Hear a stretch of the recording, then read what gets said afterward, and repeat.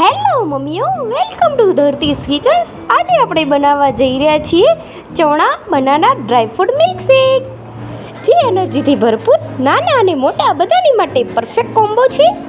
તો મજેદાર રેસીપી ચાલુ કરીએ. રેસીપી ચાલુ કરતાં પહેલાં મિત્રો મારી ચેનલને લાઈક અને સબસ્ક્રાઈબ કરી લેજો, જેથી કરીને તમને મારા આવા અવનવા વિડીયો મળતા રહેશે.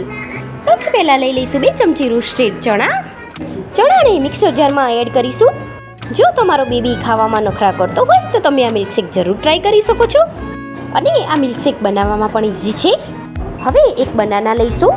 મિત્રો, બનાના એનર્જીથી ભરપૂર માનવામાં આવે છે, જેમાં ભરપૂર માત્રામાં એનર્જી હોય છે અને તેમાં પોટેશિયમ અને વિટામિન્સ પણ હોય છે, જે બેબીના વેટ ગેઇન માટે સારો સ્ત્રોત માનવામાં આવે છે. જે લોકો જીમ અને ડાયટિંગ કરતા હોય છે એમની માટે પણ આ એનર્જીથી ભરપૂર ડ્રિંક છે. હવે બનાના અને રોસ્ટેડ ચણામાં 3 ચમચી ડ્રાયફ્રૂટ પાવડર એડ કરીશું. પછી એમાં થોડું સ્વાદ વધારવા માટે ઇલાયચી પાવડર એડ કરીશું. આમાં નેચરલ સ્વીટનેસ હોવાથી બેબીને પણ આનો ટેસ્ટ સારો ગમે છે. મારી બેબીને તો આનો ટેસ્ટ સારો એવો ગમે છે. પછી એમાં આપણે અડધી વાટકી દૂધ ઉમેરીશું. મારી બેબીને તો ડાયરેક્ટ દૂધ પીવું ગમતું નથી, જેથી હું આવી અલગ અલગ ટ્રીક યુઝ કરીને દૂધ આપવાનો ટ્રાય કરું છું.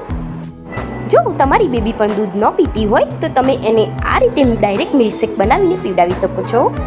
અને આપણે એમાં થોડો ગોળ યુઝ કરીશું, જે હાડકાને મજબૂત કરવામાં મદદ કરે છે. હવે બધું જ બરાબર આપણે મિક્સર જારમાં મિક્સ કરી દઈશું. હવે સ્મૂથ મિલ્કશેક થાય ત્યાં સુધી બ્લેન્ડ કરો. વચ્ચે મિલ્કશેકને થોડો હલાવતા રહેવાનું છે, જેથી એમાં ગાંઠા ના રહી જાય. આ મિલ્કશેકમાં આપણે રોસ્ટેડ ચણાનો યુઝ કર્યો છે. ચણા પ્રોટીનથી ભરપૂર હોય છે, જે બાળકોના ગ્રોથમાં સારો એવો મદદ કરે છે. આ મિલ્કશેક તમે સાંજના સમયે પણ બાળકોને આપી શકો છો. તમે જોઈ શકો છો આપણો મિલ્કશેક રેડી છે. બાળકોને હેલ્ધી વસ્તુ ખવડાવવાની એક સરળ અને સ્વાદિષ્ટ રીત છે. જો તમે પણ તમારા બાળકને આવું હેલ્ધી ખવડાવવાનું ઈચ્છતા હોય તો આ રેસીપી જરૂર ટ્રાય કરજો. અને આવી અવનવી અને પૌષ્ટિક રેસીપી જોવા માટે મારી ચેનલને લાઈક અને સબસ્ક્રાઈબ કરી દેજો. ચાલો ફરી મળીએ.